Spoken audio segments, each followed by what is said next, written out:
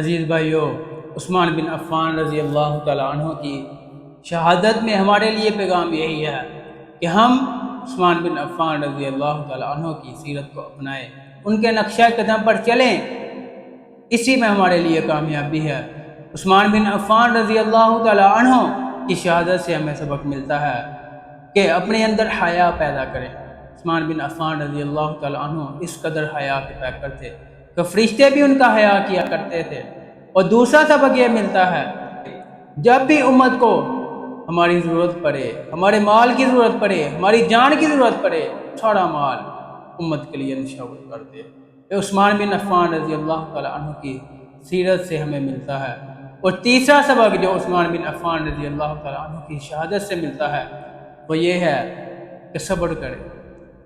عثمان بن عفان رضی اللہ تعالیٰ عنہ نے تکلیفیں برداشت کر لی، طرح طرح کی باتیں سن لی، لیکن امت میں انتشار پیدا نہ کیا، تلواریں نہ اٹھائی، نہ ہی تلواریں اٹھانے کا حکم دیا، امت میں انتشار پیدا نہ کیا، امت کو جوڑ کر رکھا۔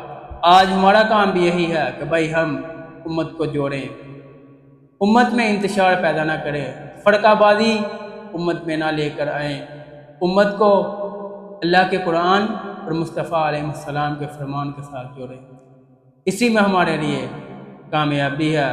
آج ویسے بھی امت کو بہت نقصان ہو چکا ہے، امت مختلف تنظیموں اور مختلف فرقوں میں بٹ چکی ہے۔